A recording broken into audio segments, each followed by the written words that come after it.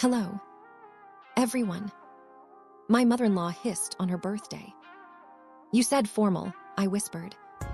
She smirked, too formal, and then flung red wine across my chest. I gasped, but her smug smile vanished the moment a cold voice rose behind her.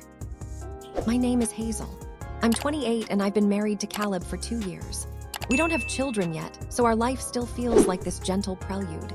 Slow mornings, late-night ramen, dreams sketched on napkins over coffee. I work from home as a freelance textile designer. Caleb works in it and brings me random snacks while I'm sewing. It's peaceful, warm, almost perfect, except for Miranda. Miranda is Caleb's mother, and to her, I am nothing more than a handmade cardigan wrapped around her son's potential. From the day I met her, she's been polite but sharp. So you make your own clothes? She asked at our first lunch, eyes scanning my dress. That's very earnest. She uses words like that a lot: earnest, simple, natural. They're not compliments, they're codes. Codes for not rich, not stylish, not one of us. I tried, I really did. I brought her flowers on her birthday, offered to help with family dinners, even complimented her perfume when it made me sneeze. But nothing ever seemed enough. My parents are just working class people. My dad's an electrician, my mom a retired nurse. I didn't grow up with ski trips or designer scarves. I grew up with loyalty, homemade soup, and Saturday garage sales. To Miranda, that made me unqualified to marry her son. Thankfully, Caleb is nothing like her. He sees me. He gets me. And then there's Estelle, his grandmother on his father's side. Estelle is the one person in that whole immaculate family who welcomed me like I belonged.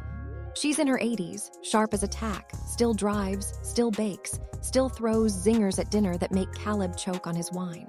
We go out for tea sometimes, just the two of us. She says I remind her of herself before the family got boring. But Miranda, her favorite pastime is reminding me I'll never be good enough. The invitation. One afternoon, Miranda invited me for coffee. Well, she texted me. Coffee, noon, Wildflower Cafe. No emojis, no please, just Miranda. She arrived 15 minutes late in a pale green silk suit with heels that probably cost more than my entire closet. She slid into the booth, ordered sparkling water, and gave me the kind of look people give you when you show up to a black tie gala in denim. I suppose you'll be attending my 60th, she said, flipping her sunglasses onto the table. I'd love to, I answered carefully. What's the dress code? She smiled, tight-lipped. Formal, please try to wear something appropriate. Caleb will, of course. I'd just rather not have people asking why you look like a craft fair walked in. I blinked. You mean not handmade? She shrugged. You know what I mean. That night I told Caleb. He was furious. Hazel, you don't have to prove anything to her. I know, but I don't want to embarrass you either. You couldn't if you tried, he said, kissing my forehead. The truth was, I didn't own anything appropriate by Miranda's standards. My dresses were vintage, self-made, or second-hand. I didn't have money to throw at designer boutiques, and I didn't want to fake a version of myself for one evening. But still, it was her birthday.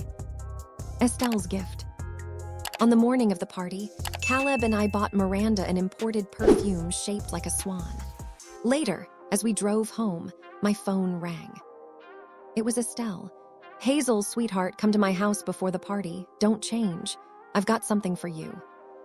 Her house was across the street but felt like another world, warm, cozy, quilt-like. She pulled me inside and opened a massive cedar chest. From it, she unwrapped a midnight blue silk dress, hand-embroidered, shimmering as if moonlight was stitched into it.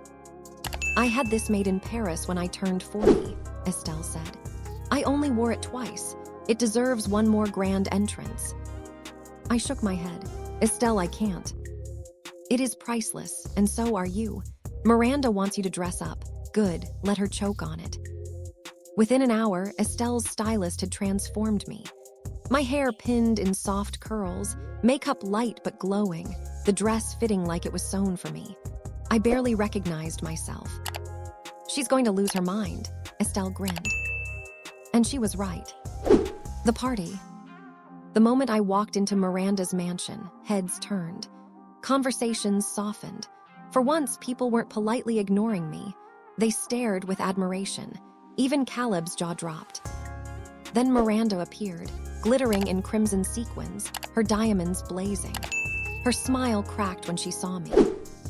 "Lovely dress," she said flatly. "It's not handmade, is it?" "No, vintage," I replied sweetly. That's when she dragged me down a quiet hallway, away from the crowd. "What exactly are you doing?" she hissed. "Are you trying to embarrass me? Everyone's supposed to be looking at me."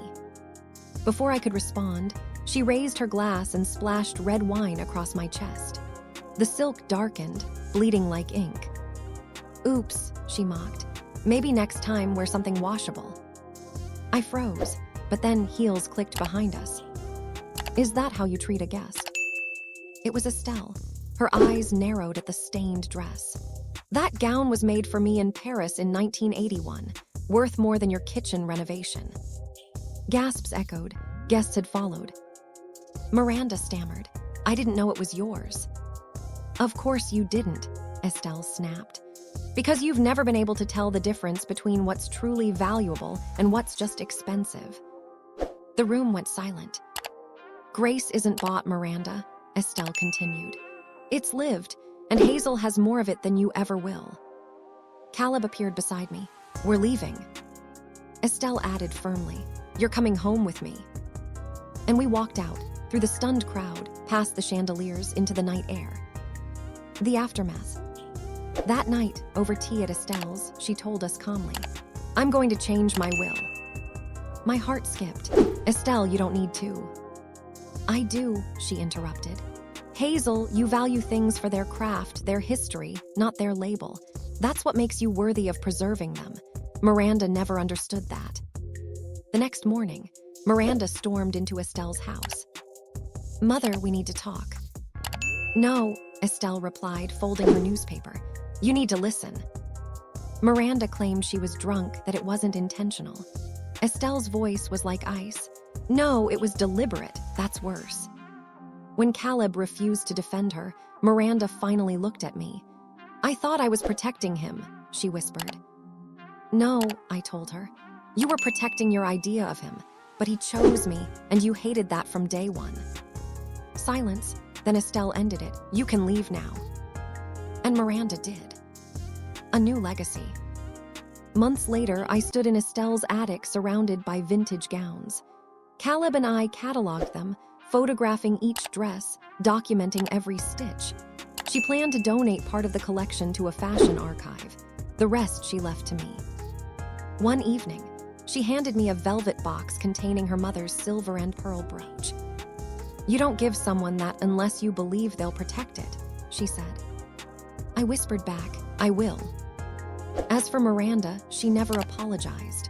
But one day, a package arrived at my door. Inside was the navy gown, professionally cleaned. Pinned to the collar was a typed note. "She didn't deserve it. You do." No signature, but I didn't need one. I knew. Thanks for watching PastQuest. If you enjoyed the journey into history, don't forget to like, share, and subscribe for more amazing stories from the past. See you in the next quest.